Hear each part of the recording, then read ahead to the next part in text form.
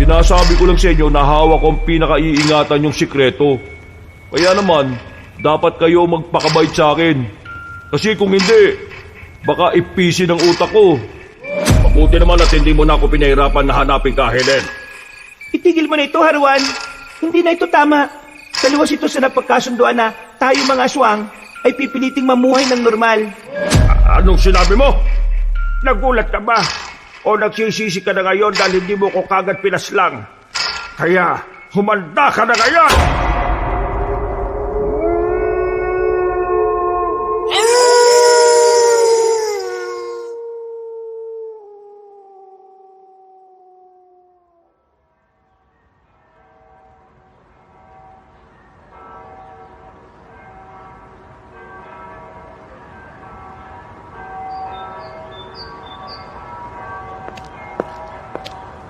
Ano tanda? Mag-aangas ka pa ba sa akin? Tinan mo mukha mo, oh. Para kang basang sisiw na nagmamakaawa. Ano ba kasalanan ko sa iyo?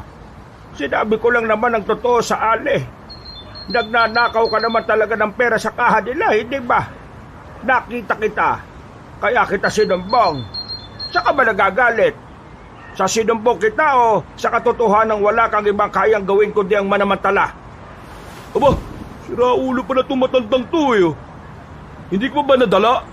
Gusto mo pang masaktan, ha? Matanda lang naman ang kaya mong labanan eh.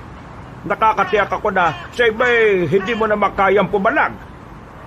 Kung makapagsalita ka, akala mo, kilala mo ako. Para sabihin ko sa'yo, dito sa baryo namin, kinatatakutan ako. Walang pumapalag sa akin. Lahat na nagtatangkang magtaas sa akin, nasasaktan. Pasalamat ka pa ka, sinapak na kita eh. Yung iba dyan, nilumpo ko. Yan ang napapala ng pakialamero. Hindi naman ako nagsisisi na sinumbong kita sa Ali. Kahit nasaktan mo pa ako, kahit na kailan, hindi nakakahiyang magsabi na katotohanan. Ang nakakahiya, yung ginagawa mo. Sinasamantala mo mga taong lumalaban ng pata sa buhay.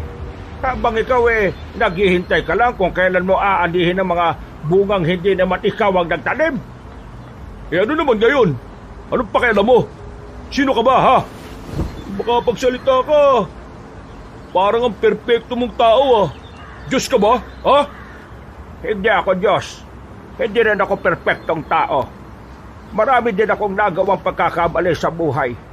Pero ginagawa ko makakaya ko para makabawi sa Panginoon. Kaya sana, ganun din ang gawin mo, iho. Hindi pa huli ang lahat. Marami ka pang oras. Bata ka pa para maintindihan ng tunay na kahulugan ng buhay. Wow! Kung makapagpayo to, akala mo ano eh. Dati ka bang pare? Ganyan na ganyan ang mga salita ng bida-bidang pari dito sa amin eh. Balang araw, maiintindihan mo rin ako. Malalaman mo rin na ang mga ginagawa mo ay isang pagkakamali na maaaring maghatid sa iyo sa tarangkahan ng impyerno. Panahimik ka! Tigilan mo na nga ako sa kakaganyan mo. Sa susunod na pakialaman mo pa yung mga gagawin ko. Hindi lang siya pa kang aabuti mo sa akin. Lulumpuin na kitang matanda ka.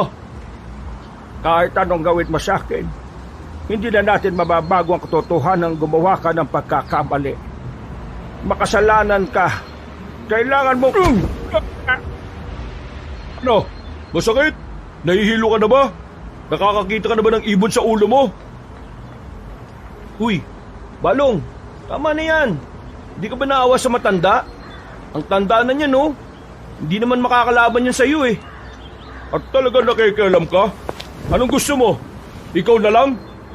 Hindi naman siya nakikialam. Naawa lang ako rito sa matanda. Manong, ano po ba nangyari?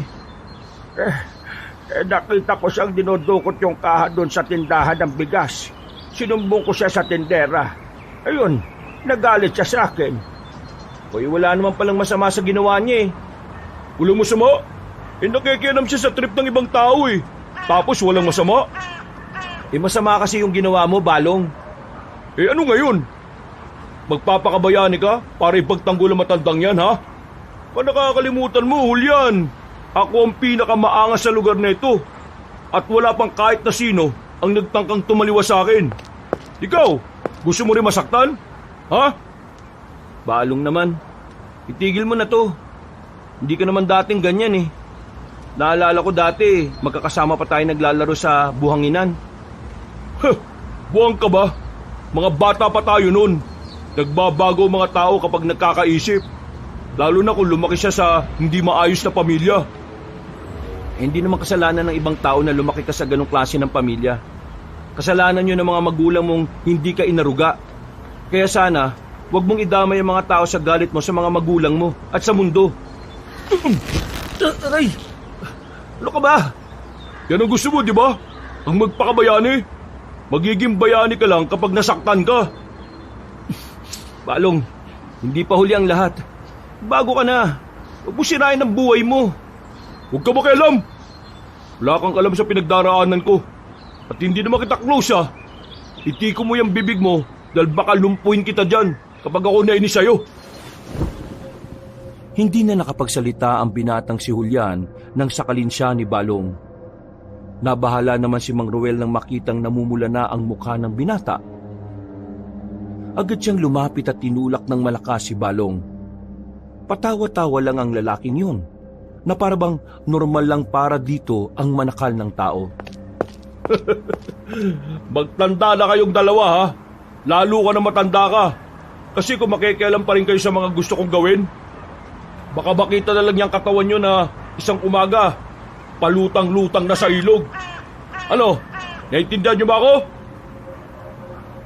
Tumango na lamang si Julian sa takot na masaktan ulit. Umalis sila Balong kasama ang mga kabarkada nito na patawa-tawa lang din. Napabuntong hininga na lamang ang matandang si Ruel at nakaramdam siya ng awa para sa binatang si Julian. Ayos lang mo ba kayo? Nadugo po palang labi nyo ha. Wag mo akong intindihin. Ikaw nga ang dapat kong tinatanong yan eh. Kasi ikaw tong mas nasaktan ng lalaking yon. Ayos lang naman po ako. Kayo ba? Saan po ba kayo nakatira? Parang hindi po kayo pamilyar sa akin eh. Hindi po ba kayo taga dito? Isa akong manlalakbay. Ilang araw na akong naglalakbay at naghahanap ng magandang baryo na matutuluyan. Hindi ko inaasahan na ganito ang mangyayari sa akin dito. Pasensya na kayo kay Balong. Maangas po kasi talaga yun dito eh. Pero kung wala kayo mapupuntahan, gusto niyo po bang pansamantalang tumuloy muna sa bahay? Sigurado ka ba, iha? Hindi naman ba ako nakakaabala sa'yo? Hindi naman po. Mag-isa lang naman po ako sa bahay namin eh. Ay, maraming salamat naman. Wala kasi talaga akong matutuluyan. Ako, baka gumawa na lang ako ng barong-barong sa tabi-tabi. Wala pong problema. Naawa po kasi ako sa inyo, lalo na nang malaman ko na wala naman pala kayo mapupuntahan. Napangiti na lamang ang matandang si Ruel. Naglakad na rin sila paalis. Hindi nagtagal, nakarating na rin sila sa bahay ni Julian. Mahaba ang bahay. Yari lamang ito sa kahoy pero maganda ang pagkakagawa. Ang bakura naman, mayroong mga tanim na gulay at kung ano-ano pang prutas. Malinis at malawak din ang paligid.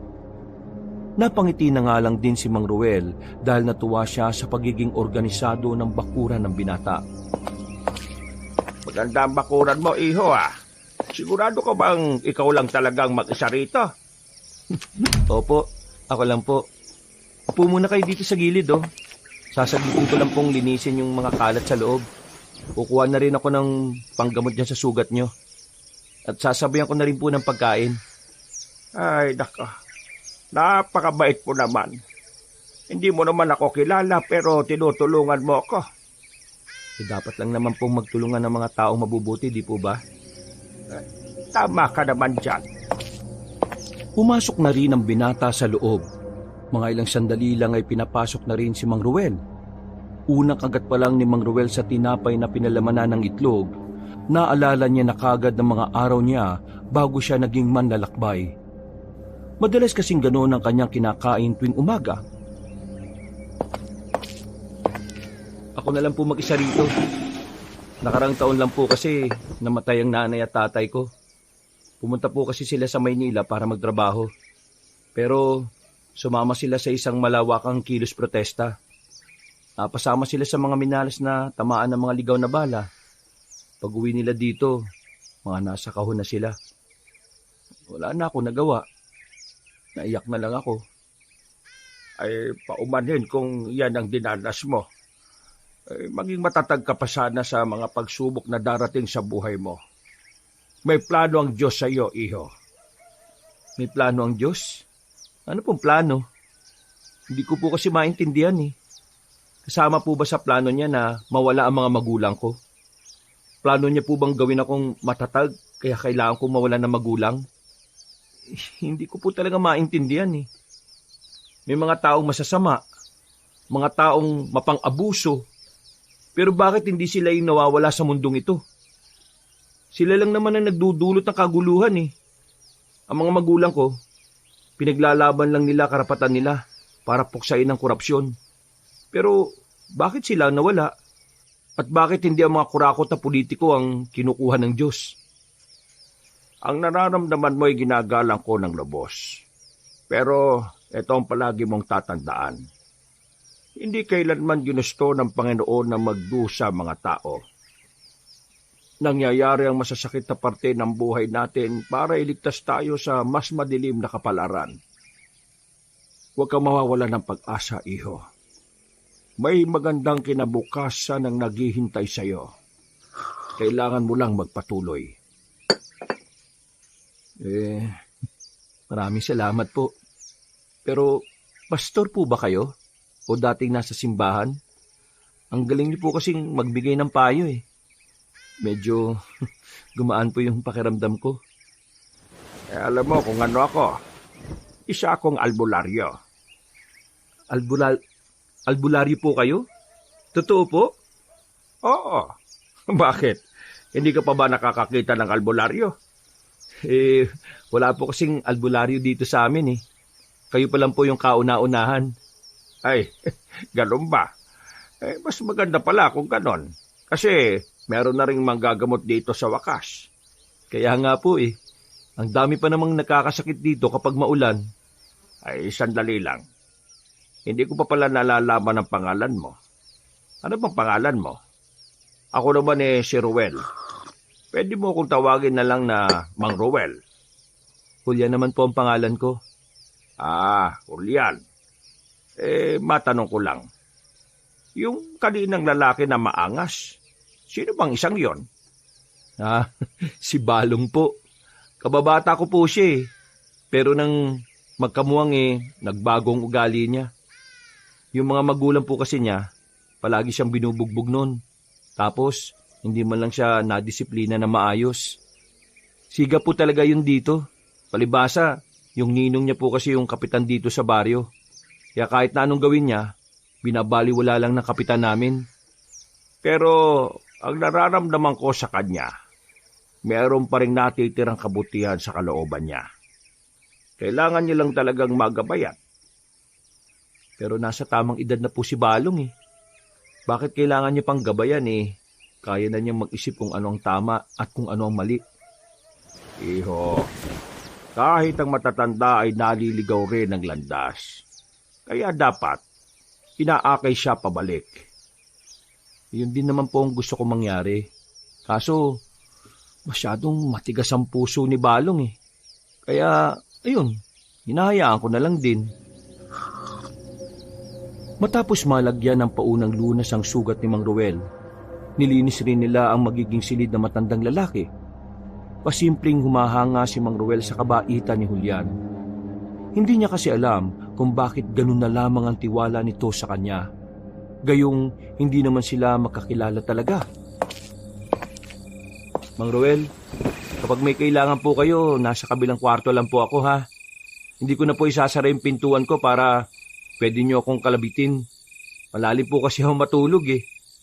Kaya di ako kaagad nagigising kapag katok lang. Ay, iho. Maraming salamat sa tulong mo ha. Nung naglakbay ako, iniisip ko na baka lang kung saan lang ako malagutan ng hininga. Pero ngayon, nandito ako. May matutuluyan. Tinanggap mo ko kahit na hindi naman tayo magkakilala. Hindi ko rin po talaga alam eh.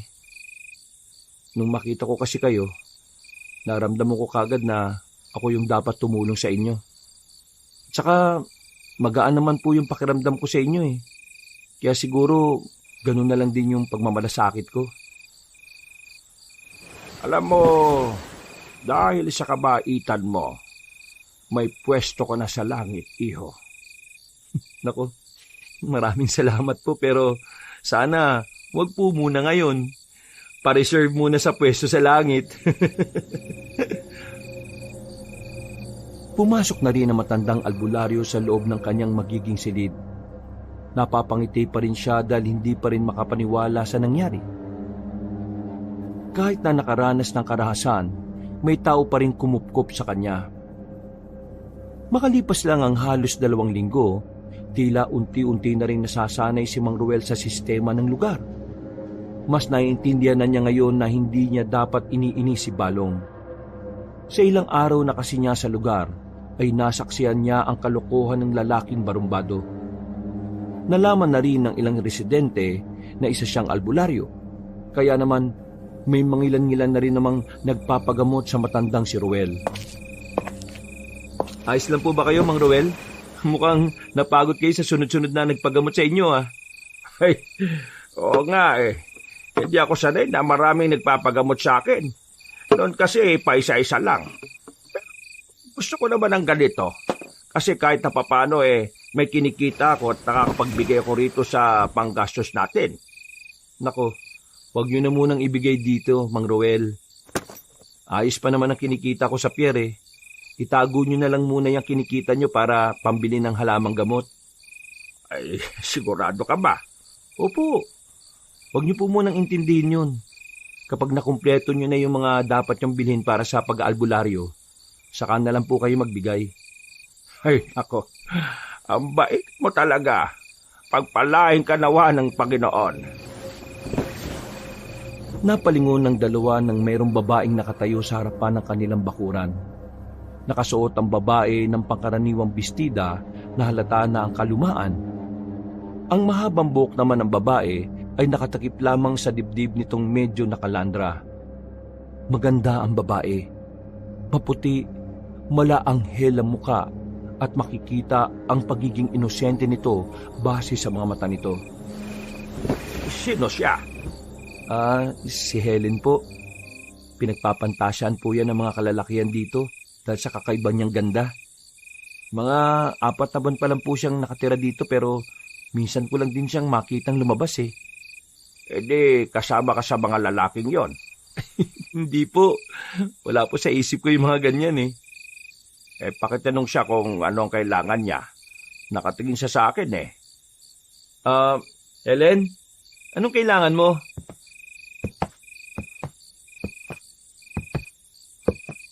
Napalitan ko kasi na meron daw isang magaling na albularyo narito. Gusto ko sanang ipagamot tong paa kong napilay. Napatingin agad si Mang Ruel sa paanan ng babae. Nakita niya na medyo namamaga ngayon. Hirap din itong makalakad kaya inalalayan nito ni Julian. Ay, alalayan mo kaming dalawa sa loob. Namamaga ng sobra yung paa mo, miss. Masakit ito.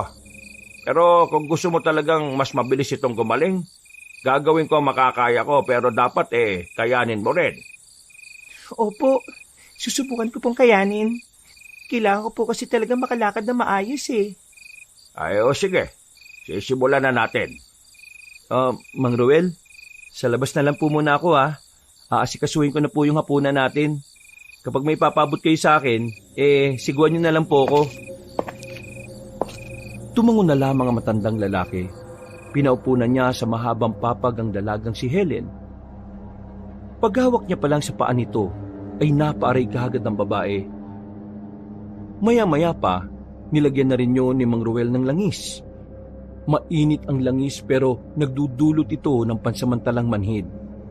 Ngunit kahit na ganon, nakakaramdam pa rin ng sakit si Helen. Sinimulan ni Mang Ruel ang paghilot. Malakas ang boses ni Helen nang umabot na talaga sa labas. Nag-aalala na si Julian sa labas dahil ang takbo ng isip ng binata parang hindi hilot ang ginagawa ni Mang Ruel. Base kasi sa naririnig niya sa babae ay para itong umuumon. Hindi na nakatiis si Julian. Nagmamadali itong bumalik sa loob. Pagpasok niya ay inabutan niyang hinihilot lang ni Mang Ruel ang paa ni Helen. Bakit? Akala ko po kasi Ano? wala ho. Sige po, sa labas na ulit ako. Natawa na lamang si Mang Ruel dahil alam niya kung ano ang iniisip ni Julian. Mga ilang sandali lang ay natapos na rin ang ginagawa niya. Medyo nagkaroon na rin ng ginhawa si Helen. Tumayo ka, miss. Itapak mo ang paa mo. Bakit masakit pa rin? Kaya mo itatapak ay para malaman natin kung nabawasan na ba ang sakit. Ayan, hindi na ganong masakit. Ang galing mo pala talagang albularyo. Hindi naman gaano. Magkano pong ibabayad ko sa inyo? Pwede bang sa makalawa na ang bayad? Kasi wala po akong pera sa ngayon eh. Ang bayad ay hindi naman sapilitan kaya walang problema. Julian, pakialalayan nga si Helen. Nakakalakad naman na siya ng maayos pero masakit pa rin daw ng kaunti. Hinatid ni Julian ang dalaga sa labas. Kaya na raw nito na mag-isa kaya hinayaan na rin ng binata na maglakad. Agad na lumapit si Julian kay Mang Ruel. Tinitingnan nito ang matanda na parabang sinusuri ng maayos ang tindig ni Mang Ruel. Akala ko talaga kanina may nangyayari na kababalagan eh. Pambihira ka naman. Bakit naman yun ang iniisip mo? Mang Ruel, yung boses kasi ni Helen kanina, parang inaano eh. Kaya yun, napatingin na lang tuloy rito kanina yung mga dumaraan. Ay, ganon talaga. Masakit kasi yung inihilot ko sa kanya. Pero sa kabilang banda, parang masarap din eh. Pero galing niyo pa rin, no? Nakalakad na siya na maayos. Medyo naiilang pa nga ako sa kanya. Kasi yun ang unang beses na may babaeng nagpahilot ng paa sa akin. Kursunada mo, no? Ikaw talaga. Magluto ka na lang at liligpit ko na itong mga kinalat ko sa loob. Napapakamot na lamang sa ulo si Julian. Si Mang Ruel naman ay aminadong naapektuhan din ng kagandahan ni Helen. Unang tingin niya pa lang ay parang nahumaling na siya kaagad. Pakiramdam niya, nahanap na niya ang babaeng magpapatibok ng kanyang puso. Isang buwan pa ang nakalipas, tuluyan nang nakilala ng marami ang panggagamot ni Mang Ruel. Tila siya na nga ang naging opisyal na manggagamot ng baryong yun. Kasabay nito, unti-unti ring umuusbong ang pagtingin ng matandang albularyo sa dalagang si Helen. Tuwing nakikita niya yon, pakiramdam niya ay gumagaan ang kanyang bawat araw. Pero pinipigilan pa rin niya ang kanyang nararamdaman. Hindi pa rin siya makausad sa nakaraang nangyari. Ang pangyayari na kung saan ay nagkaroon siya ng pagkakasala. Lumapit siya sa cabinet at kinuha niya roon ang isang larawan na kung saan naroon siya habang nakasuot ng kasuotan ng isang pari. Sa gilid niya ay mayroong isang babae. Ang babaeng naging dahilan kung bakit siya pinatalsik ng mga kalugar niya bilang pari ng kanilang baryo. Galit kasi ang kapitan ng baryo nila noon sa kanya dahil tinutuligsa niya ang mga maling ginagawa ng barangay. Kaya naman gumawa sila ng paraan para lamang mapatalsik siya. Bumuntong hininga na lamang si Mang Ruel. Napapailing na lamang siya. Sa isip-isip niya, kung alam niya lamang na planado lang ang lahat ng yun, hindi na sana siya nagpadala sa tukso. Bakit? May problema ba? May ginagawa po ba kayo ngayon? Wala naman. Gabi na eh. Bakit? Yung kaibigan ko po kasi, mataas ang lagnat niya. Ay, siya sige. Hintay mo na lang ako sa labas. Ihahanda ko lang ang mga gamit ko. Walang sinayang na sandali ang matandang albularyo. Agad silang lumabas. Pero habang naglalakad sila patungo roon, bigla na lang nilang nakasalubong ang lalaking si Balong. Ngiti pa lang nito ay alam na nilang wala na itong magagawang maganda. Hindi naman na sana sila hihinto pero bigla silang hinarang ng mga yon. Pep. Nagmamadali kami, Balong. Kailangan kami ng kaibigan ko. Sandali lang. Kakausapin ko pa itong matandang to eh. Bakit? Ano bang kailangan mo? Balita ko kasi, marami nang nakakakilala sa'yo. Ibig sabihin lang yan, marami ka ng pera. Totoong marami nang nakakakilala sa akin. Pero hindi totoong marami na akong pera. Hindi naman kalakihan ang sinisingil ko sa mga tao eh. At saka, bakit ka ba interesado sa pera? Bigyan mo ako ng pera. Uy, bakit ka naman hihingi sa kanya? Nung nakaraan sinasaktan mo siya. Isa pa, hindi ka naman niya kaano-ano ah. Hindi kita kinakausap ha, kaya itiko mo yung bibig mo. Baka mabalian pa kita dyan. Bakit hindi ka magtrabaho para yung perang ginagastos mo galing sa pagod at hindi galing sa pangingikil? Bakit naman ako magtatrabaho kung meron namang magbibigay? Isa pa, dapat lang naman na magbigay ng pera yung matandang yan eh. Kasi nanggagamot nga siya rito sa barangay nang walang binibigay na pera sa pamunuan ng barangay. Bakit? Kawani ka ba ng barangay para maningil? Hindi naman ah. Tama. Nagmamadali kasi kami. Magkano ba kailangan mo? Mang Ruel, Hayaan mo na. Ang pera, kinikita. Pero ang buhay na kaibigan mo hindi natin mapapalitan. 1,000. Isang ano? 1,000 piso. Bigay ka ba? Pero wala naman akong ganong kalaking pera ngayon. maya ka naman uy. Hindi naman pinupulot ang pera tapos kung makahingi ka akala mo meron kang pinatago ah. Bigla na lamang lumapit si Balong kay Julian. Sinakal niya si Julian at naidikit niya sa sasakyan na nakaparada sa gilid. Oo, tama na yan. Huwag mo na siyang idamay. Masyadong maingay ang isang to eh. Sinabi ko naman kasi sa'yo, wala akong ganong kalaking pera. Kaya wala naman ako maibibigay sa'yo. Kung wala ngayon, di hulug-hulugan mo. Abay, sinuswerte ka naman pala iho. Sino ka ba? Nagulat si Balong sa sinabing yun na matandang lalaki. Nasanay lang kasi ang binata na palaging mabait ang tugon ni Mang Ruel. Pero sa mga sandaling yon, tila ba parang naiinis na rin na matanda sa inaasal ni Balong. Ano sinabi mo? Sino ako? Baka gusto mong magpakilala ako sa'yo. Nagtitimpi lang ako sa'yo nung nakaraan pa, ha? Huwag mo akong sagarin, bata. Ano? Tinatawag mo akong bata? Sigurado ka ba sa sinasabi mo? Hinawakan bigla ni Balong ang kwelyo ng matandang albularyo. Pero laking gulat na lang nito nang biglang hilahin ni Mang Ruel si Balong. Pagilan ng malakas ay diretso itong napasubsob sa lapag. Papalagpasan ang lalaki pero sinuntok yun ni Mang Ruel sa muka kaya tuluyan na itong nadapa.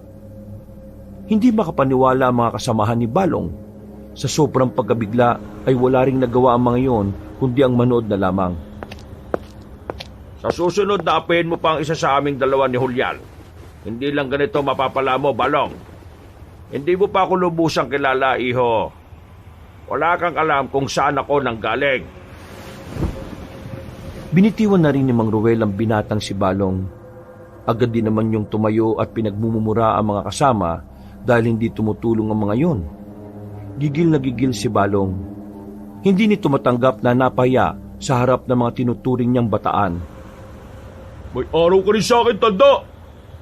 Huwag mo nang tangkain. Baka kung ano pa mangyari sa'yo. Julian, tara na. Nagpatuloy na rin ang dalawa sa paglalakad at narating na rin nila ang bahay ng kaibigan ni Julian. Nakausap lang nila sandali ang mga magulang ng binata at saka agad-agad na rin namang inasikaso ni Mang Ruel ang pasyente. Paghawak niya pa lang sa noon ng lalaking si Abel, naramdaman na niyang hindi normal ang init ng katawan nito. Pero meron siyang hinala na hindi yun basta-basta lagnat lang. May mga nakita siyang mga senyales na ang binatang nilalagnat ay maaring may koneksyon sa nilalang na kung tawagin ay aswang. Pre, buti naman nagkaroon ka na ng malay. Ano ba talaga nangyari sa gubat? Bakit pag-uwi mo bigla ka na lang daw nagkasakit?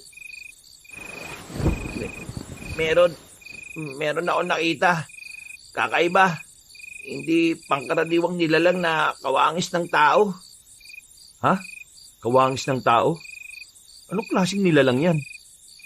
Di ko rin alam eh. Basta mabangis siya. Mahaba ang kuko tapos may mga buhok sa braso na marami. Hindi siya normal, pre. Para siyang halimaw. Isang aswang. Aswang? Sigurado po ba kayo, Mang Ruel?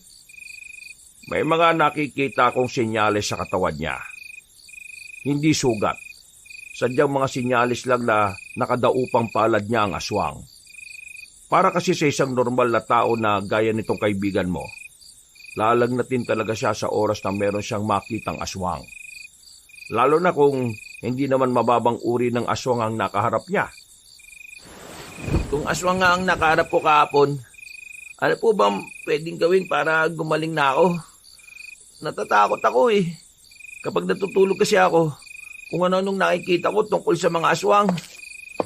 Huwag ka mag-alala. Gagaling ka na rin. Kailangan mo lang magpahinga. Ngumiti ng malapad si Mang Ruel para palakasin ang loob ng binata. Matapos ang sandaling yon, ay lumabas na rin doon si Mang Ruel at Julian. Pagdating nila sa kanilang bahay, nasa tapat ang babaeng si Helen. Mukhang kanina pa nito hinihintay si Mang Ruel. Mauna ka na sa loob, Julian. Kakausapin ko lang si Helen. Ruel, abala ka ba ngayon? Ay, hindi naman. Galing lang ako sa kaibigan ni Julian. Ginamot namin. Bakit? May problema ba? Gusto ko lang kasi na makakasama ngayon. Hindi kasi ako makatulog eh. Ha? Makakasama? Sige, dito tayo. Mas komportable ako sa bahay eh. Sigurado ko bang ayos lang sa'yo na may kasama kang lalaki doon? Oo naman. Hindi ka naman masamang tao, di ba? Napatingin si Mang Ruel kay Julian na nasa pintuan. Sumenyas lang din naman sa kanya ang binata na pumapayag siya sa gusto ni Helen. Pagdating nila sa bahay ng dalaga, biglang tumigil si Helen at tumingin sa mga mata niya. Nagtaka naman si Mang Ruel kung bakit. Bakit? Meron ba akong dumi sa mukha? Wala naman. Gusto lang naman kitang tingnan. Bakit naman? Nakakatuwa ka kasi. Nakakatuwa ako. Sa paanong paraan? Hindi ko sasabihin. Tara na. Pasok ka na sa bahay ko. Ipagtitimpla kita ng masarap na tableya. Umupo ang matanda sa gilid. Maya-maya lang ay bumalik na rin ang dalaga. Nung unay inakala ni Mang Ruel na magagandang bagay lang ang kanilang pag-uusapan. Pero hindi niya inaasahan na bubuksan ng dalaga ang usapan tungkol sa mga aswang. Ruel, di ba albularyo ka? E di naniniwala ka sa mga aswang. Oo naman. Naniniwala ako sa mga aswang. Pero bakit ito ang gusto mong pag-usapan? Kanina kasi habang nasa plaza ako para mamili ng mga kakainin ko, may mga narinig ako matatanda na nag-usap-usap. Ang sabi nila, may mga aswang daw na pagala-gala dito sa lugar natin. Sigurado ka ba na narinig mo yon? Wala pa naman kasi ako nararamdaman o nakikita rito. Ewan ko. Yun naman kasi ang narinig ko eh. Pero totoo mga aswang. Dati kasi Ruel, nakita ko na mga yon. Natatakot na nga ako eh. Paano kung totoong umaaligid sila sa lugar natin? Baka mamaya, isa ako sa mabiktima nila. Kung totoo mang nandito na mga aswang, huwag ka mag-alala. Hindi naman kita pababayaan eh. Nandito ako para protektahan ka. Talaga? Oo. Ngayon na wala pa sila, ihahanda ko na ang sarili ko. Malakas din naman ang kutob ko na unti-unti na naman silang lumilitaw sa mga baryo. Bago pa sila makarating dito, ihahanda ko na ang sarili ko. Kahit na wala naman akong higit na lakas para labanan sila, handa akong ipagtanggol ang mga tao. Lalong-lalo ka na. Lalong-lalo na ako? Bakit? Espesyal ba ako sa'yo? Oo, espesyal ka sa akin. Ewan ko, 1 buwan pa lang naman tayo magkakilala pero parang mahalaga ka na sa akin. At kahit parang lolo mo na ako, kapag nakakausap kita, pakiramdam ko magkasing edad na lang tayo eh. Pareho lang naman pala tayo ng nararamdaman. Ibig ba nitong sabihin Oo, gusto rin naman kita. Nagkatitigan ng dalawa. Noong mga sandaling yon, naramdaman muli ni Mang Ruel ang kakaibang pag-init ng kanyang muka. Marahang naglapit ang kanilang mga muka. Napapapikit si Mang Ruel at Helen noong mga sandaling yon.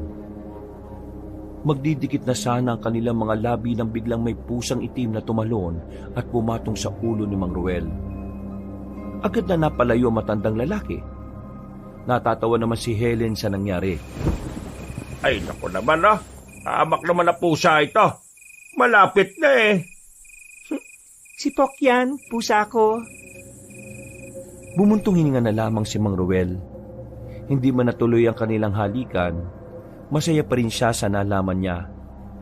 Para sa kanya, isang malaking biyaya sa buhay niya na magkaroon ng kagaya ni Helen. Mabilis na nagdaan ang mga araw. Naging lihim na muna ang kanilang relasyon. Kahit si Julia nakasakasama ni Mang Ruel sa bahay, ay hindi rin ito alam ang tungkol sa kanila ni Helen. Oh, Mang Ruel, 11:00 na. Lalabas pa kayo? At saka, ano yung hinahalongkat nyo? Medyo nakabihis ka pa. Saan ang lakad? Ay, dyan lang naman. May pupuntahan lang. Mang Ruel, bakit ba kasi hindi mo nalang aminin sa akin eh? Aminin ng alin? Ito namang si Mang Ruel Para namang kahapon lang ako pinanganak eh. Hindi naman kita maintindihan Ano ba sinasabi mo? Alam ko nang kasintahan mo na si Helen. Paano mo naman nalaman? Sus, ako pa ba? Minsan kaya nakikita ko siyang sobra yung ngiti kapag nababanggit pa lang ang pangalan mo. Nakita ko rin yung mga sulat nyo. Pasensya na nabasa ko. Pakalat-kalat kasi sa kwarto mo naglilinis ako. Mang Ruel, anong meron sa inyo?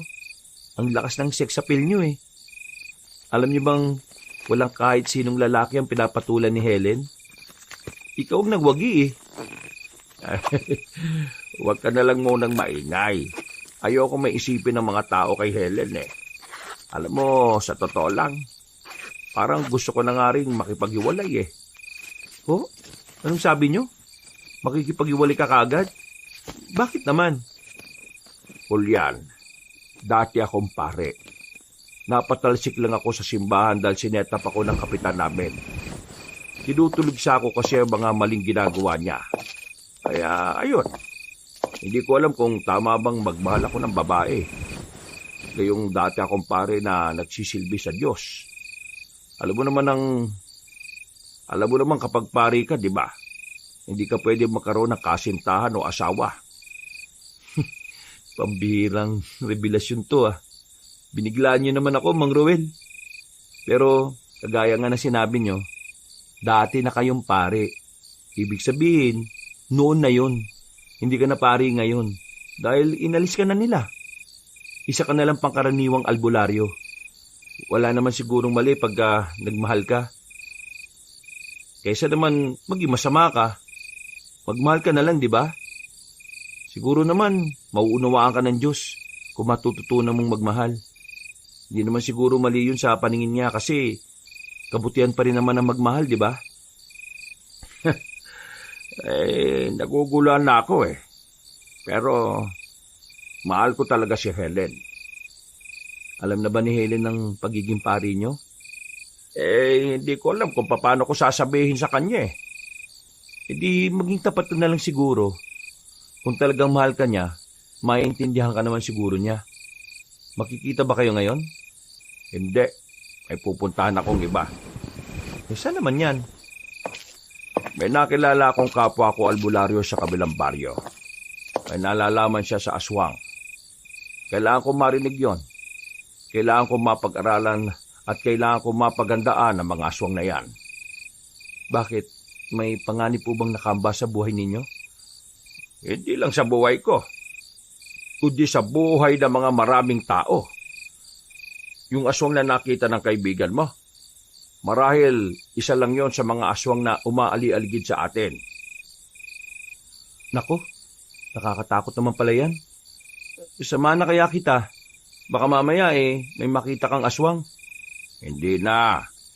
Pagod ka na rin sa trabaho kaya kailangan mo magpahinga. Wala naman akong pasok bukas, Mang Ruel Kaya wala naman din problema kung sasamahan kita. Ay, siya sige. Ikaw ang bahala. Lumabas ng bahay ang dalawa. Gabing-gabi na. Wala na rin katao-tao sa labas. Tanging silang dalawa na lamang ang nasa daan. Habang naglalakad, napapansin ni Mang Ruel na panayang lingon ni Julian sa paligid. Ramdam niya ang kaba nito. Huwag ka nga masyadong mabahala dyan. Hindi naman agad-agad na-atake mga aswang Nandito tayo sa atin. Mas maganda ng alerto, Mang Ruel. Kasi baka mamaya, bigla na lang silang magpakita, di ba? Natatawa na lamang si Mang Ruel. Binilisan na lamang niya ang kanilang paglakad. Mga ilang sandali lang ay narating na rin nila ang kabilang baryo. Pagpunta nila sa bahay, makailang beses pa silang kumatok. Kaibigan Joseph, nandito na ako. Nandiyan ka ba sa loob? Mang Ruel, wala naman sumasagot Pero tingnan nyo, Mang Ruel. Mang Ruel, gising. Si Heleno nasa bakuran. Ha? Bakit daw? Hindi ko alam Kausapin niyo na lang. Kararating lang din naman niya. Nagmamadaling bumangon si Mang Ruel. Nang masigurong wala ng muta, ay agad itong lumabas ng bahay. Nakangiti si Helen na makita niya ito sa bakuran. Nagliliwanag ang mukha ng babae sa sobrang ganda. Tila nabuo naman agad ang araw ni Mang Ruel dahil sa magandang tanawin na nasa harapan niya. Maganda umaga sa'yo. Mas maganda ka na sa umaga. Ikaw talaga, masyado ka mapagbiro. Hindi naman ako nagbibiro Nagsasabi lang naman ako ng pawang katotohanan. Oo na nga. Gandang-ganda ka na naman sa akin Ay teka, ano't naparito ka? May problema ba? Nabalita mo na ba yung nangyari sa isang albularyo sa kabilang baryo? Nang marinig pa lamang ni Mang Ruel yon, ay agad na niyang hinila ang babae papasok sa bahay. Sinarado nito ang pintuan at sinigurong walang ibang makakarinig. Oo, alam ko na yon. Ang totoo niyan, pupuntahan ko dapat yung biktima kagabi. Kaso nang dumating kami nitong si Julian, patay na siya. Hinala ko talaga, mga aswang ang gumawa nun sa kanya. Ruel, malakas talagang hinala ko na baka iniisa-isa nila ang mga albularyo. Nag-alala ko para sa kaligtasan mo. Paano kung ikaw nang isunod nila? Ay, hindi ako papayag na magawa nila ang gusto nila. Hindi ako natatakot sa kanila, no? Gagawin ko ang makakaya ko para lang mapigilan ang kasamaan nila. Ruel, ibang delikado sila. Kailangan mong mag-ingat. Kailangan mong pag-isipan ang mga gagawin mo. Oo, akong bahala. Pinag-aaralan ko kung anong magandang gawin kapag bigla na lang silang nagpakita o ng gulo. Mang Ruel, kasama ako dyan Ay, hindi. Ako lang to. Ayaw kitang madamay. Isa pa, may trabaho ka. Wala na po akong trabaho ngayon. Kaya magiging alalay niyo na po ako sa pag-aalbularyo. Ha? Bakit ka nawala ng trabaho? Tapos na yung 2 taong kontrata ko At ayoko nang ituloy po kasi mga bulok ang sistema sa pier. Mas maganda pang sumama sa... Punta sana ako sa bahay mo pero nakita kitang lumabas Sinundan kita at nagtaka kasi ako kung saan ang lakad mo sa ganitong oras. Nag-alala ko na baka mapano ka sa daan Kasi Ipaliwanag mo sa akin kung sino ang nasa puntod na yan. Makikinig ako. Ruel, patawarin mo ako. Nagsinungaling ako sa'yo. Bakit? Ano pa ba ang hindi ko alam tungkol sa iyo? Ang taong nakalibing dito ay si Mang Joseph. Ito ang puntod niya. Joseph? Oo, si Mang Joseph. Ang kilalang albularyo sa kabilang baryo. Ang albularyo na dapat kikitain mo noong gabing yon. Teka. Magkakilala kayo? Oo, kilala ko siya. Siya ang tumulong sa akin at tumakas sa pinanggalingan ko dahil naniniwala siyang iba ko sa mga kadugo ko. Tinulungan ka makatakas sa mga kadugo mo na ano? Teka. Hindi kita maintindihan eh. Isa kang aswang? Oo, isa akong aswang. Galing ako sa lugar ng mga aswang na kung saan puro karahasan laban sa mga taong nakikita ko. Pero isang umaga, nagising na lang ako na gusto ko ng payapa at normal na buhay. Kaya sinubukan kong tumakas. Saka ko nakita si Mang Joseph. Tinanggap niya ako dahil naramdaman niyang bukal ng kalooban ko. Siya ang nagdala sa akin sa baryo na ito at sinabihan niyang mamuhay ako ng normal. Pero ngayon, dahil sa ginawa kong pagtakas, nadamay si Mang Joseph. Pinaslang nila si Mang Joseph dahil alam nilang si Mang Joseph ang tumulong sa akin. Bakit ka ba hinahabol ng ibang aswang? Ganun ka pa talaga kahalaga sa kanila? Opisyal ako ng mga aswang at ako rin ang nakatakdang ikasal kay Harwan, ang pinuno ng mga aswang. Dalawa lang ang pwede mangyari sa akin kapag nahuli nila ako. Pwedeng matuloy ang kasal. Pero pwede rin nila akong patayin dahil marami akong nalalaman. Yun ba ang dahilan kung bakit sinabi mo sa akin ang tungkol sa aswang? Para maging ganda ko? Para may magprotekta sa'yo? Oo, kasi wala akong kakampi. Ginagamit mo lang ba ako para may kakampi ka? Hindi. Totoong mahal kita, Ruel. At lahat ng pinakita ko sa'yo ay totoo. Pero bakit hindi mo kagad sinabi sa akin kung ano ka? Kung sinabi ko ba sa'yo kagad, matatanggap mo ko? Kung si Joseph ka, tinanggap ka eh. Ako pa kaya? Natakot lang ako sa magiging reaksyon mo. Dahil hindi ko talaga alam kung paano sasabihin sa'yo nang hindi mo ko... Kamumuhian?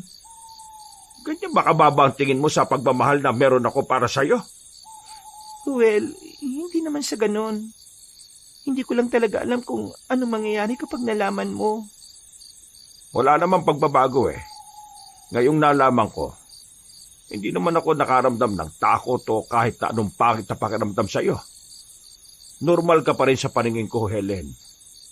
Ang akin lang naman, kung kaya mong magtiwala sa iba, sana ganun ka rin sa akin. Pasensya na. Nawalan lang ako ng lakas ng loob na sabihin sa'yo ang... Ang alin? Sandali. Yumuko ka. Bakit? May mga aswang sa paligid, Ruel. Palang. Isa ka naman pupunta. Kailangan ko silang harapin. Kung hindi mapapahamak ka. Noong mga sandaling yun, nagsimula na rin ang labanan. Nasaksiyan ni Mang Ruel kung gaano kabangi si Helen. Nakita niya rin kung paanong naging aswang ang babae kanyang minamahal. Hindi nagtagal, lumayas na rin ang mga aswang na yon. Agad din naman bumalik ang babaeng si Helen sa kanya. Napansin niyang meron na yung sugat sa braso. Nako, may sugat ka. Tignan mo, mahaba yung kalmot na yan. Wala yan. Sanay na ako sa ganyan. Anong sanay? Hindi, maraming dugo lumalabas. Tara, sumama ka sa akin sa bahay. Sandali. Wala nang nagawa pa ang babaeng si Helen nang hinahin na siya ni Mang Ruel paalis. Pagdating nila sa bahay, Kumusta ang pakiramdam mo? Hindi na ganun, Kapte. Maraming salamat, Ruel. Teka, pwede ko bang malaman kung ano nangyari? Nakakagulat naman kayo. Wala. Sumabit lang siya sa... May nakalaban akong aswang. Ano? May nakalaban kang aswang? Paano mo nagawa yun? Aswang din ako. Aswang? Ikaw? Oo, aswang din ako. Pinakita ni Helen ang pagbabago ng kanyang muka. Sa hindi inaasahang pangyayari, bigla na lamang hinimatay si Julian sa sobrang pagkabigla. Bakit mo naman siya binigla? Hindi ko siya binigla. Sinabi ko lang naman ang totoo tungkol sa akin. Ang ibig ko sabihin, Sana pinaliwanag mo sa kanya ng maayos. Ganun ba? Iiling-iling ang matandang lalaki. Pinagtulungan nilang ihiga sa papag ang lalaking si Julian. Makalipas lang ang isang oras, nagkaroon na rin ng malay si Julian. Takot pa rin ito kay Helen, pero si Mang Ruel na ang nagpaliwanag sa binata. Totoong aswang si Helen. Pero hindi siya masama kagaya ng aswang na naging dahilan kung bakit nagkasakit ang kaibigan mo. Tumakas siya sa mga kalahi niya. At dahil marami siyang nalalaman tungkol sa mga aswang, hinahanap siya ng mga kauri niya para patahimikin. Hindi ko alam na meron palang aswang na mabuti. Pasensya ka na ha. Nagulat talaga ako eh. Pero hindi na ako natatakot ngayon. Basta siguradong hindi ka nangangain ng tao ha. Hindi ako kumakain ng tao. Mula pagkabata, sinanay ako ng mga magulang ko na kumain ng normal na pagkain ng tao. Kaya nang malaman ng mga kapwa ko aswang ang uri ng pamumuhay namin, ikinulong nila ang mga magulang ko at kalaunan ay pinaslang nila. At doon na nagkaroon ng magandang dahilan para tumakas ako. Paano yan ngayon? Albularyo si Mang Ruel. Wala bang magiging problema sa relasyon ninyo? Sa aming dalawa, wala namang problema. Tanggap ko naman kasi kung ano siya. Pero sa ibang albularyo na naghahanap din ng mga aswang, hindi ko alam. Pero sa ngayon, wala na muna tayong pagsasabihan nito. Hindi pwedeng malaman ng iba na aswang si Helen. Kapag merong nakaalam, maaring malagay sa alanganin ng kanyang buhay. Ruel, huwag ka mag-alala. Gagawa ko ng paraan para matulungan kayo sa pagbuksan ng mga aswang. Ang totoo niyan, hindi ko rin alam kung paano sila haharapin eh. Pangkaraniwang albularyo lang naman ako. Walang kakaiba sa akin. Nandito ako. Magtutulungan tayong dalawa. Isama niyo na ako dyan. Julian, delikado. Gusto kitang matulungan eh. Mang Ruel, parang tatay na kita. Kaya baka mabaliw ako sa pag-aalala kapag hinayaan lang kitang lumaban na mag-isa. Hayaan mo na siyang sumama, Ruel. Kailangan mo rin ng katuwang dahil hindi palaging kasama mo ko. Bumuntong hininga na lamang ang matandang lalaki. Pero napagtanto rin ito na may punto rin naman ng babae. Kaya sa mga sumunod na araw, kasakasama na ni Mang Ruel ang binatang si Julian. Tutali, wala na rin naman itong trabaho. Paunti-unti, inaaral din ng binata ang mga bagay-bagay tungkol sa mga aswang at pag-aalbularyo. Wala naman ang nagiging problema sa mga nagdaang araw. Tahimik lang naman ang kanilang buhay. Hindi rin nagpaparamdam ang mga aswang. Matapos paatrasin ni Helen ang mga yon sa unang paghaharap. Ang tanging naging problema lamang nila ay walang iba kundi ang lalaking si Balong. Tingnan mo nga naman ang buhay oh. Sa dami ng pwede makasalubong, ito pang may itinatagong malagim. Wala kaming oras para makipagtalo sa isang taong hindi naman marunong makinig. Mang Ruel, hindi ka dapat ganyan makipag-usap sa akin. Dapat maamo ka. Bakit ko naman gagawin yon?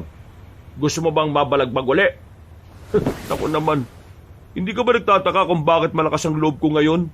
Matapos kitang hindi guluhin ng ilang araw? Kung ayaw mo masaktan ni Mang Ruel, umalis ka na lang. Mas matapang ka ngayon kahit wala kang kasama. Ano nakain mo? Wala naman ako nakain, pero meron akong nalaman. Gusto niyo bang malaman kung anong nalaman ko? Ay nako, balis ka sa daraanan namin. Wala kaming panahon sa'yo. Alam ko kung anong tinatago ni Helen. Napatigil ang dalawa nang marinig nila ang sinabing yon ni Balong. Sa hindi malamang dahilan, nakaramdam ng kaba si Mang Ruel. Pagtingin niya sa mukha ng lalaki, nakita niya ang pagiging mapanukso ng reaksyon nito. Nakakainsulto ang ngiti nito na tila ba nagbabanta sa kanya. Anong pinagsasasabi mo dyan? Mang Ruel naman, alam ko naman na alam mo ang sinasabi ko eh. Kaya huwag ka nang magmaang-maangan pa. Ano ba kailangan mo sa amin ha? Wala naman ako kailangan sa inyo kasi marami pa naman akong pera eh. Sinasabi ko lang sa inyo na hawak ko ang pinakaiingatan yung sikreto. Kaya naman, dapat kayo magpakabait sa akin. Kasi kung hindi, baka ipisi ng utak ko. Siya nga pala. Nakausap ko kanina si Helen eh. Ang ganda pa rin pala niya, no? Kahit na basta. Wag na nga lang. Basta yun na yun. O paano? Aalis na ako. May pupuntahan pa kasi ako eh. May kikitain akong babae. Magandang babae. Pero babaeng normal na tao yun ha.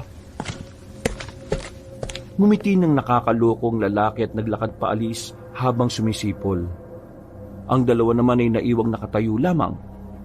Nanlalaki ang mga mata ni Mang Ruel na mapagtanto nito kung ano ang tinutukoy ni Balong. Pinagpapawisan ang kanyang palad dahil sa kaba. Mang Ruel, tingin niyo po ba yung pagiging aswang ni Helen ang sinasabi ni Balong? Mukhang narinig na tayong nag-uusap nung nakaraan eh. Ang bihira. Paano niya naman narinig yun? Nasa loob naman tayo ng bahay. Hindi ko rin alam. Pero kailangan nating ihanda ang sarili natin para sa mga susunod na mangyayari. Tingin ko, may gagawing hindi maganda yung Balong na yan eh. Ano hong gagawin natin? Papalisin ba natin si Helen? Yun ang pinakamagandang paraan. Ang kaso, hindi ko alam kung saan naman tayo pupunta. Wala akong alam na lugar eh. Ang maganda nito, ihanda na natin si Helen. Kailangan natin siyang masabihan. Sakaling ipaalam ni Balong sa ibang tao ang tungkol sa sikreto niya. Dapat handa na tayo para wala na tayong ibang gagawin kundi ang umalis na lang. Ay, visit talagang Balong na yan kahit kailan, no? Sana siya yung makuha ng mga aswang, eh. Matapos ang kanilang pag-uusap, ay mas inuna nilang puntahan si Helen. Hindi na muna nila tinuloy kung ano man ang lalakarin nila nung araw na yun. Sinabihan nila si Helen tungkol kay Balong. Kahit ang babae ay nakaramdam din ng pangamba. Batid nitong magagalit ang mga tao kapag natuklasan na isa pala siyang aswang. Sa mga sumunod na araw ay inobserba nila ang mga galaw ni Balong. Normal lang naman ang mga ginagawa nito. Kagaya pa rin ng dati, walang nangyaring masama kay Helen. Sa palagay nila, ay wala pa rin pinagsasabihan si Balong na iba. Bagay na kanilang pinagtataka kung bakit. Buong akala kasi nila, gagamitin ni Balong ang lihim ni Helen para gipitin sila. Mang Ruel, tingin nyo, ano kayong binabalak ni Balong? Wala eh, tahimik lang. Akala ko kinabukasan nun lulusubin na ng mga tao si Helen. Pero hindi eh. Yan nga rin ang iniisip ko eh. Nakakakaba yung pananahimik niya. Parang may kung anong binabalak yung bokong na yun eh. Pero sa ilang araw na inoobserbahan natin siya, parang wala naman siyang pakialam. Hindi tayo pwedeng maging kampante sa kanya. Ikaw ang nagsabi, kilala siyang siraulo dito. Sa lahat ng mga tao rito, siya lang ang hindi natin pwedeng pagkatiwalaan. Sa bagay, may tama nga naman kayo. Teka, kumusta naman pala si Helen? Hindi ba siya ginugulo ng mga kapwa niya? Ay, hindi naman. Wala pang paramdam ang mga aswang. Kaya sinasamantala niya yung pagkakataon na yon. Hinahanap niya yung iba niyang kamag-anak na kagaya niya ng pananaw. Sinusubukan niyang itipon ng mababait na aswang laban sa mga masasama. Delikado yung ginagawa niya. Paano kung yung nakausap niya kasabot pala ng masasamang aswang? Sinabi ko na yan sa kanya eh. Pero hindi rin siya nakinig. Siguro, kailangan ko na lang talagang pagkatiwalaan ng mga ginagawa niyang paraan. Tumango na lamang ang lalaking si Julian. Pagkatapos ng kanilang pinapanday, ay kaagad na rin nilang nilisan ng bahay na yun. Hapon pa lang naman, may oras pa sila para puntahan at makipag-ugnayan sa ibang albularyo ng bawat baryo. Binibigyan na rin kasi nila ng kaalaman ng mga yon tungkol sa posibilidad na paglitaw ng mga aswang sa baryo. Ayaw kasi kay Helen, matagal ng plano ng mga aswang na manakop ng lugar. Ito ay para muling buhayin ulit sa Pilipinas ang lahi ng mga aswang at gawing itong normal para sa lahat. Makalipas ang halos 2 oras, natapos na rin nila ang kanilang pakikipag-usap sa mga albularyo. Pauwi na sila. Naglalakad sa gilid ng kalsada. Meron naman mga dumaraan na masasakyan. Ang kaso nga lang, punuan ng mga jeep at mga tricycle dahil sa ginaganap na pista sa ibang baryo. Kaya wala silang magawa kundi ang lakarin na lang pauwi. Tutal, hindi naman sobrang layo mula sa kanila. Bakit yung ibang albularyo ang yayabang, no? Sila na nga itong binibigyan ng babala sa banta ng mga aswang. Tayo pa itong mukhang tanga sa paningin nila. Hindi pare-parehong pananaw ng mga albularyo. Yung iba, akala nila katang-isip lang mga aswang. Sila mga albularyo na walang ibang gustong gawin, kundi manggamot lang.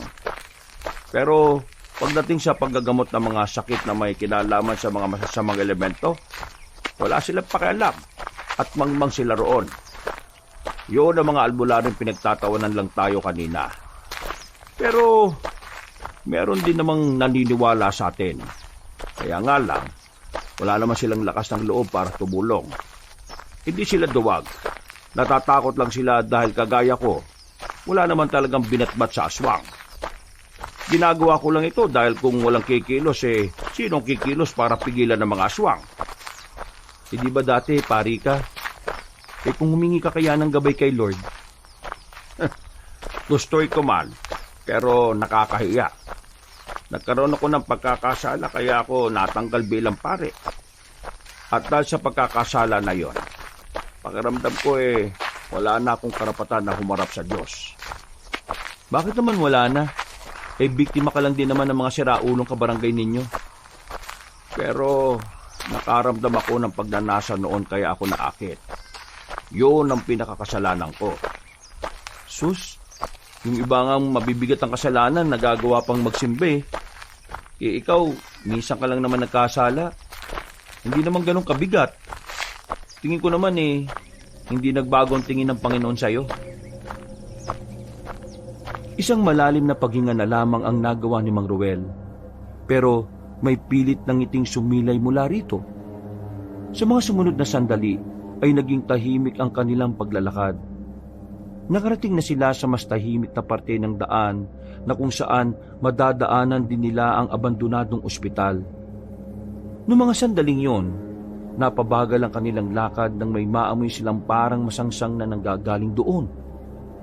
Napahawak kagad si Mang Ruel sa itak na nakasukbit sa tagiliran nito.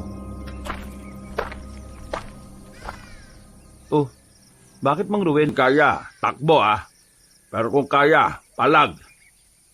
4 lang yan, Mang Ruel. Kaya natin yan. Kaya din natin. Mukhang may binabalak sila para ngayong gabi. Magsasalita pa sana si Julian nang makita na nilang gumagapang na ang babaeng aswang pat ang hawak na sandata. Tila hindi na rin nila kayang labanan pa ang mga aswang. Nakakagalaw pa naman sila, pero tanggap na nilang kahit na anong gawin nila ay hindi na rin sila uubra. Julian, tumakbo ka na. Ako nang bahala sa kanila. Ha? Hindi pwede. Ayaw kitang iwan. Kailangan mo makaligtas para malaman ni Helen ng nangyari na ito. Sige na. Mamamatay ka, Mang Ruel Lahat naman tayo mamamatay. Mauuna lang ako. Pero huwag kang umiyak kasi mamamatay ko ng may saysay at kabuluhan. Sige na. Tumakbo ka na. 2 tayong mamamatay kapag hindi mo ako sinunod. Tatakbo na sana si Julian nang bigla silang nakarinig ng makakasunod na putok ng baril. Napayuko silang 2 at napadapa. Tinamaan ng mga aswang. Lahat ng yun ay bumulagta. Maya-maya pa, napansin na lang nilang naroon na si Abel. Kasama nito ang mga tiyuhin nito at daladala ng mga yun ang matataas na kalibre ng baril. Ayos lang kayo, pre. Nasugatan lang pero hindi naman to ganun kalala. Maraming salamat, Abel Buti dumating kayo. Kung hindi, baka natapos na kami. Wala yun. Niligtas nyo rin ang buhay ko nung nakasakit ako dahil sa aswang. Ay, Ito nga pala ang tiyuhin ko. Mga retiradong sundalo. Kamakailan lang, isa sa mga tiyahin namin ng muntika ng mabiktima ng mga aswang sa kabilang baryo eh. Napag-alaman din namin na gumagala-gala na pala mga yun sa kung saan-saan para maghanap ng makakain. Kaya ito, sinimulan namin kagabi ang paghahanap sa kanila. Totoo sinabi mo. Gumagala na sila. At hindi lang sila basta naghahanap na makakain ha. Naghahanap din sila ng pwede nilang sakupin na lugar. Kung ganun, mas lalo pa pala dapat nating bantayan ang lugar natin. At kailangan malaman din to ng mga ibang mga baryo. Nagsabi na kami sa mga albularyo ng mga bawat baryo. Pero karamihan sa kanila, hindi naman naniwala sa amin eh. Pinagtawanan pa nga kami. Abel, kayo na muna ang bahala sa kalugar natin.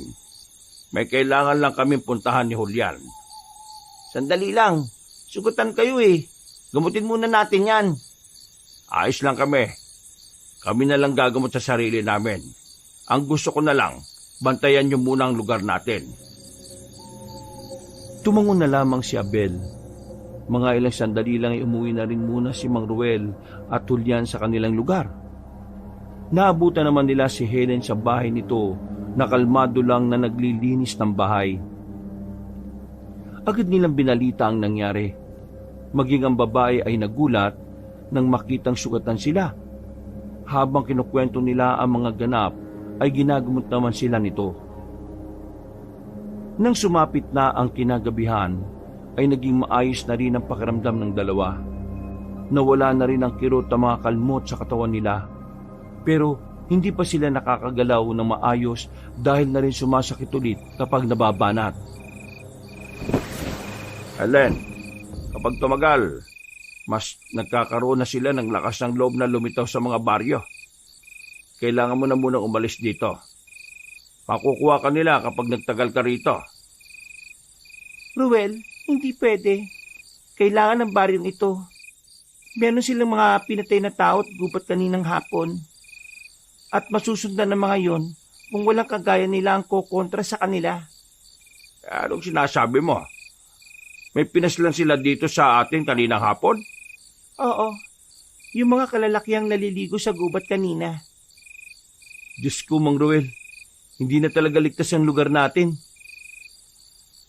Kaya nga hindi ako pwedeng umalis sa mga ganitong pagkakataon. Hindi ko hayaan na dumating ang puntong dito na sila mambiktima. Basta ipangako mo lang sa akin ha. Kahit na anong mangyari, mag-iingat ka. Walang mangyayaring masama sa'yo. Magtiwala ka lang sa akin, mahal ko. Ay sus, ang sweet naman. Baka naman langgabin kayo dyan ha. Maghanap ka na rin kasi ng sayo. Sakit lang ng ulo yan eh. Sinasabi mo bang sakit ako ng ulo? Ay, hindi ikaw ha. O naman, masyado kang seryoso. Natigilan na lang ang kanilang pag-uusap nang mapansin nilang tila may pabalik-balik sa harapan ng kanilang bahay. Mga taong pasilip-silip at parang nagmamasid. Nagtaka na sila Mang Ruel kaya tumayo ang dalawa para lapitan ng mga yon. Nang tanungin nila ang mga tao sa tapat ay tiningnan lang sila nito ng masama sabay sulyap kay Helen.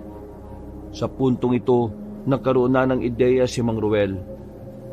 Nabatid niyang alam na ng karamihan ang lihim ni Helen. Kaya naman, wala na silang sinayang na pagkakataon. Kinuha na nila ang kakaunting gamit ni Helen na nakalagay na sa bag. Hindi na nila hinintay pang dumami ang mga taong nagmamanman sa kanila. Sandali lang. Oh, bakit ba? Hindi na nga ako pwedeng umalis. Paano kung biglang sumugod ang mga kauri ko rito? Sinong lalaban sa kanila? Kung di ka naman aalis, ikaw naman ang mapapahamak. Tutugisin ka ng mga tao. Kaya kong takasan ng mga tao. Pero mga tao, hindi nila kayang takasan ng mga aswang. Kaya hayaan mo na ako. Bakit ba tigas ng ulo mo? Di ba sabi mo gusto mong protektahan kita? Tapos ngayon, ayaw mo naman akong pakinggan. Ano ba talagang problema mo, Helen? Natamimi ang babae nang makita nitong tila nagagalit na ang matandang si Ruel. Huminga ng malalim ang albularyo at saka sinubukang huminahon. Naintindihan ko na nagmamalasakit ka sa mga tao. Pero Helen, yung mga taong gusto mong protektahan ay ang mga taong gusto rin pumatay sa iyo. Magising ka nga sa katotohanan. Hindi lahat ng tao ay karapat-dapat sa proteksyon na ibinibigay mo. Tama si Mang Ruel, Helen. Kaya makinig ka sa kanya. Sa ngayon, isipin mo muna ang sarili mo. Kasi siguradong naghahanda na ang mga tao para dakpin at patayin ka. Kasalanan tong lahat ni Balong eh. Sira ulo, pinagkalat talaga. Helen, tara na. Aalis na muna tayo rito. Hindi ka naligtas dito. Sana maintindihan mo ang pinagsasabi namin. Tumungo na lamang ang dalaga. Pero bago pa sila makalabas ng kanilang baryo, nakita na sila ng ibang tao. Sumigaw mga yon para magbigay ng abiso sa iba. Dahil doon, nabulabog ang mga tao. Naalarma na rin silang tatlo. Lumiko sila sa isang kanto. Pagtingin nila sa kanilang likuran, nakita nilang nagtipon-tipon na ang mga tao para habulin sila. Bilis! Hindi nila tayo pwedeng maabutan! Hindi nila tayo sasantuin! Naririnig nila ang mga sigawan ng mga tao na sinasabi ng mga yon na si Helen ang aswang na pumapaslang sa mga biktima. Galit ang mga tao. At sa puntong ito, napagtanto ni Helen na tama nga ang sinabi ni Mang Ruel, na kahit gustuhin niyang iligtas sa mga residente, yung pa ang magdadala sa kanya ng kapamakan. Tago muna tayo rito. Bumilit sila sa kulungan ng mga manok. Kahit tingal na hingal sa pagtakbo, sinikap nilang hindi makalikha ng kahit na anong ingay. Maya-maya lang, nasiguro na rin nilang nakalagpas na ang mga residente. Mabilis silang lumabas at tumungo sa kabilang direksyon. Habang tumatakas sila, may natanaw silang mga tao na nakakasalubong nila. Kaya ang ginawa nila ay agad silang pumasok sa isang bakuran. Nagtago sila sa gilid ng drum. Paglagpas ng mga yon, saka lang nila napagtanto na bahay pala ni Balong ang pinagtataguan nila. Nakita nila si Balong nakalalabas lang ng bahay nito. Lumapit sila agad sa binata at saka hinila papasok ng bahay ang binata. Hinawakan nito ni Julian sa kwelyo at agad na idinikit sa dingding. Ano ba problema nyo? Problema ko? Yang kasamaan ng ugali mo. Lumayo ka nga sa akin. Lakas ng loob niyong pumasok dito sa bahay ko ah. Hindi niyo ba alam na trespassing ang ginagawa niyo? Matagal na akong nagtitimpi sa'yo.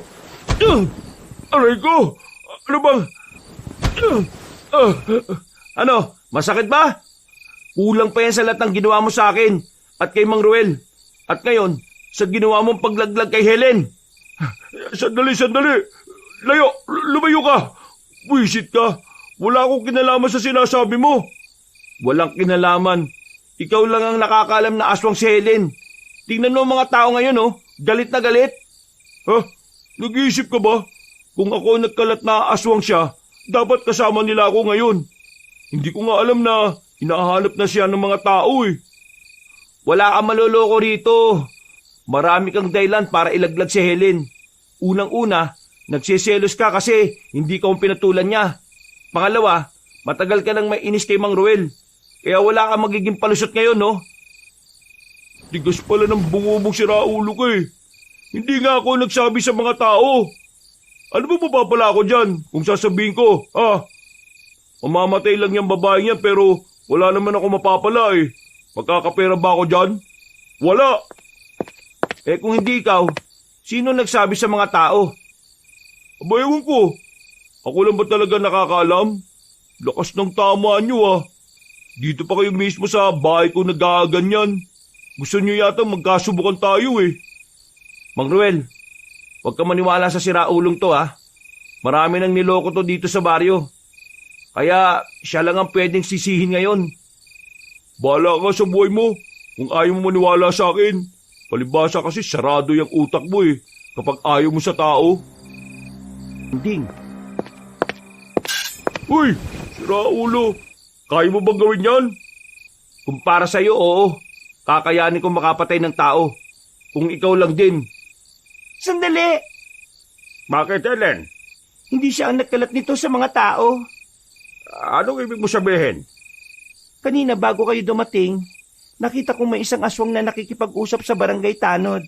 Akala ko nung una hinahanap lang nila ako.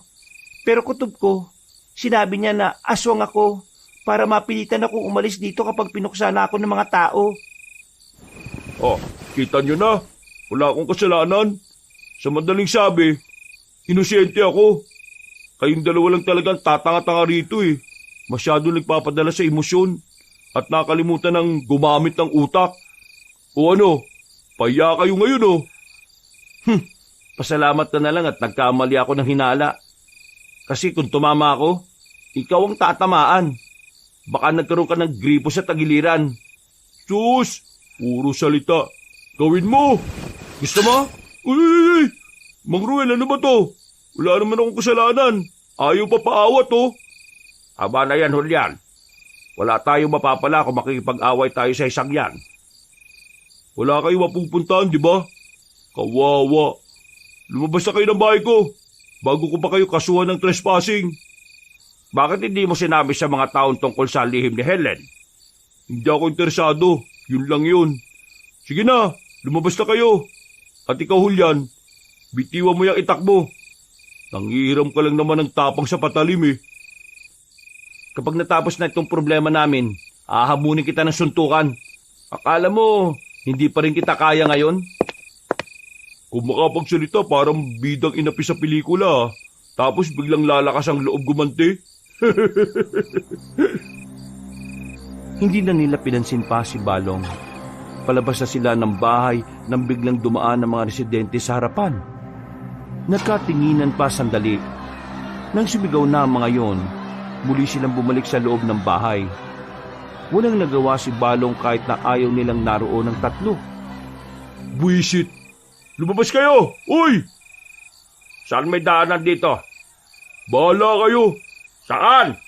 Una! Sa likod! Wala na silang sinayang na sandali. Nagmamadali na silang nagtungo sa likod ng bahay at doon ay meron silang nakitang lagusan.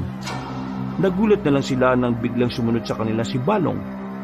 Napagkamalan nitong kasama nila Mang Ruel kaya wala itong magawa kundi ang sumama na lang sa kanila. Huwag ka nga sumunod sa amin. Anong wag? Dahil sa inyo kaya delikado buhay ko. Visit kayo. Akala nila kasama niyo ako eh. Tumama ka na lang kung ayaw mong mamatay. Ayoko lang ng siraulot pasaway ah. Uy Helen, di ba aswang ka?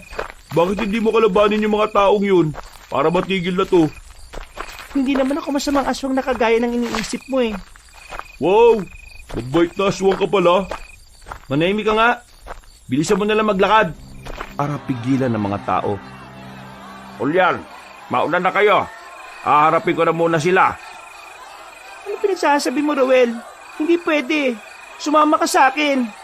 Kung sasama ako sa inyo, sama-sama nila tayong mahuhuli. Pero Wala nang oras, sige na. Hindi lang ni Julian ang babae. Ay, Ruel, umalis ka na dyan. Ano, ganyan na ba ang uso ngayon? Ang albularyo na mismo ang protektor ng aswang? Oo, aswang si Helen. Pero hindi siya kagaya ng iniisip niyo. Hindi siya masamang aswang. Sa katunayan, gusto niya kayong protektahan laban sa mga kapwa niya aswang na may masamang balak sa inyo. Tapos, ito lang ang gagawin niyo sa kanya. Bibihagin, papahirapan. Nasa na ang puso ninyo? Ginawa lang naman namin kung ano ang tama. At saka, paano kami makakasiguro na mabuting aswang yan?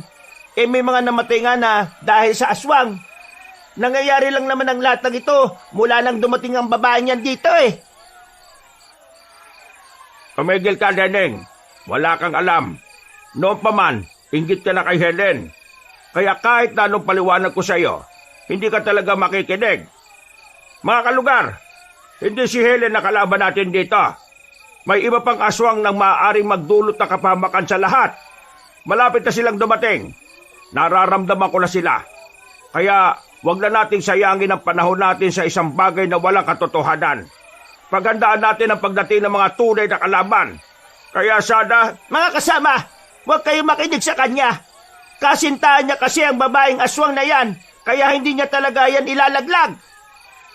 kung hindi kayo makikinig sa akin ngayong gabi, maaring maraming buhay ang mawala. Hindi nyo alam kung gaano kabangis sa mga aswang. Hoy, Aling Neneng, utusan mo ang mga yan na pakawalan na ako. Hindi naman ako kasama ng mga yan eh. Nadamay lang ako kasi pumasok sila sa bahay ko nang walang paalam. Manahimik ka. Hindi ka naman kinakausap. Palibasa, kulubot na ang mukha mo eh. Mga kalugar, amili kayo. Sasama kayo sa amin o itutuloy nyo pa rin ang ginagawa nyo kay Helen. Mga kasama, huwag kayong papalin lang sa isang yan. Tuta ng aswang ito si Ruel. Ginagawa niyang lahat para lang hindi maparusahan ang aswang na nagkasala.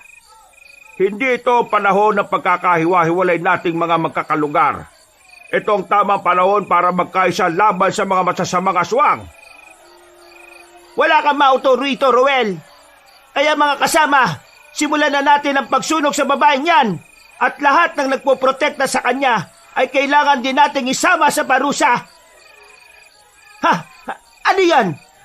Yan na sinasabi. Sana sila nang biglang humarang na ang mga aswang. Pinagpapapaslan ng mga yon ang ilan sa mga residenteng nagtangkang tumakas. Binitiwan sandali ni Mang Ruel ang babaeng aswang. Pinatunog-tunog pa nito sandali ang kanyang braso. Maya-maya, agad nitong nilapitan ng mga aswang na nasa harapan nila.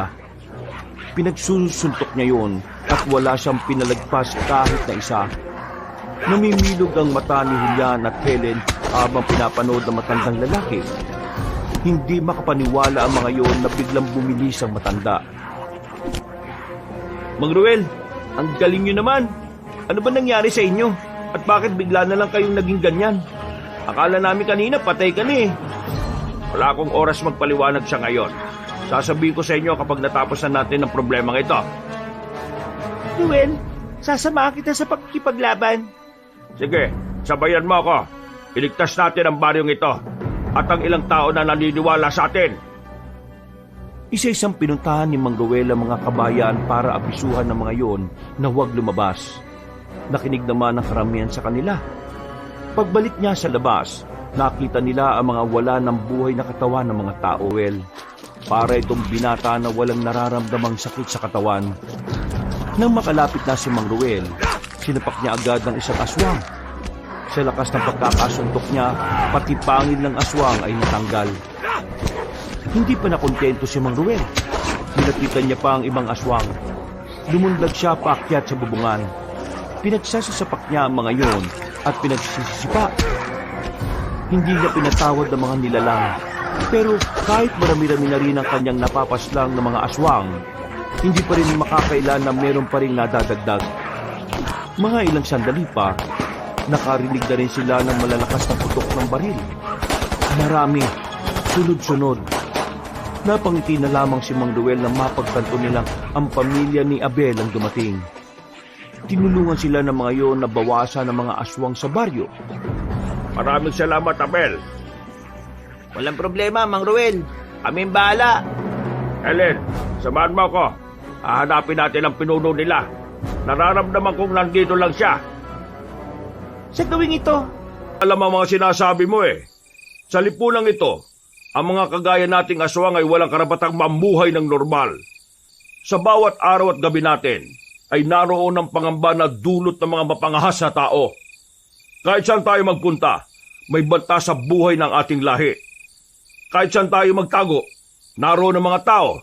Nag-aabang lang ng tamang pagkakataon kung kailan nila tayo maaring abusuhin.